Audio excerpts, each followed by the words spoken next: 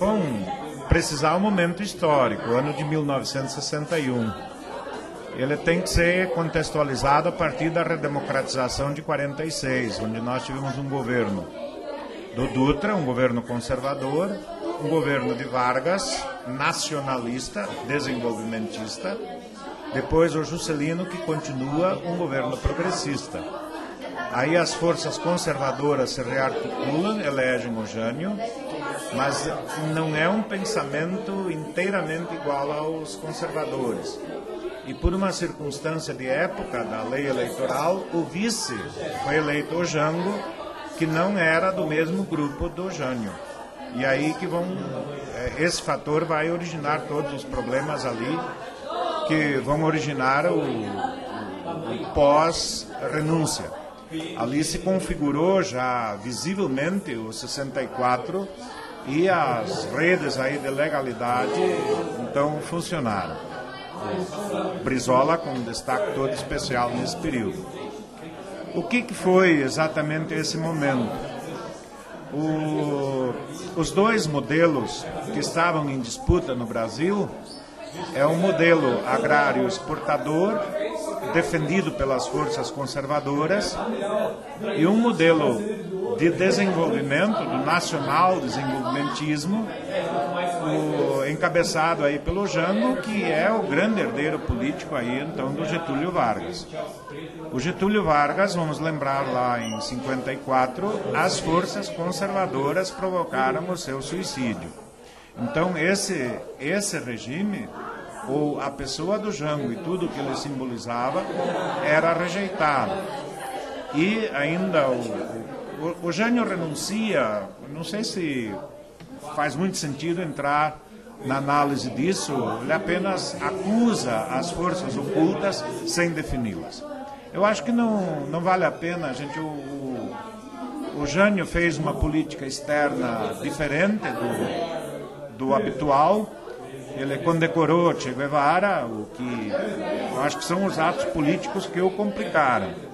E, a renúncia do Jânio, ela muito mais se assemelha a um golpe do que uma renúncia. Eu acho que um fato da campanha é muito importante ser lembrado. Ele renunciou à candidatura. E aí veio um clamor total e completo do Brasil: não, Jânio, você tem que ser o candidato e tudo mais. Você é a nossa esperança e tudo mais. É visível que ele tentou usar a mesma estratégia com a renúncia. Só que a renúncia foi aceita. Ninguém lá, não, você... E ele queria mais poderes ali não tão democráticos, não um poder tão dividido. Tudo bem. Eu acho que isso, análise econômica, um período muito curto, não dá para fazer grandes análises. A vinda do Jango, né? Ele estava na China, num país comunista, é tudo que o Brasil não queria, numa época em que a Guerra Fria, a bipolaridade era muito levada em conta. E aí então se trama o golpe do Jango não assumir o governo. O Brizola faz toda a rede da legalidade, com muita força, muito poder, uma afronta, o Palácio do Piratini praticamente já tinha se dado ordem de bombardeá-lo, e o Jango mais ou menos omisso nesse processo, porque ele não queria o derramamento de sangue, que também vai ser o principal motivo de ele não resistir à tentativa de golpe lá de 64. O que o Jango representava, então, o nacional desenvolvimentismo, e para um modelo voltado para o consumo interno, e para isso fundamentalmente tinha que fazer uma política de distribuição de renda, de reformas estruturais na organização da sociedade brasileira, que passaria por reformas muito profundas, que todas elas teriam esta mesma finalidade, que é distribuir a renda para viabilizar um modelo de economia interna, né? Voltada para o mercado interno.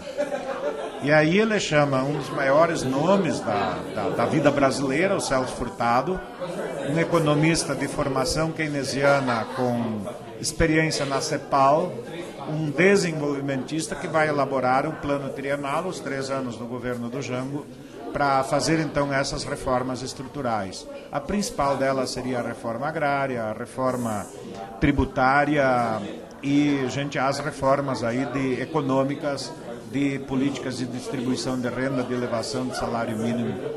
E que, gente, como não deu certo o golpe de Estado, de impedir a posse do Jango, aplicaram o golpe parlamentarista, que foi uma experiência, acho que desastrosa, e que depois, por plebiscito, então o Brasil confirmou aí a volta do presidencialismo, e esse é um princípio muito forte, pelo qual muitas vezes já não se ficou, que vai dar repercussão depois na Constituição de 88, na afirmação do regime presidencialista, porque já foi instituído por uma consulta popular, por um plebiscito. Mas, gente, é um momento de muita agitação política, e o golpe de Estado vai estar presente em todo este momento e que vai se consumar lá, então, no março de 64.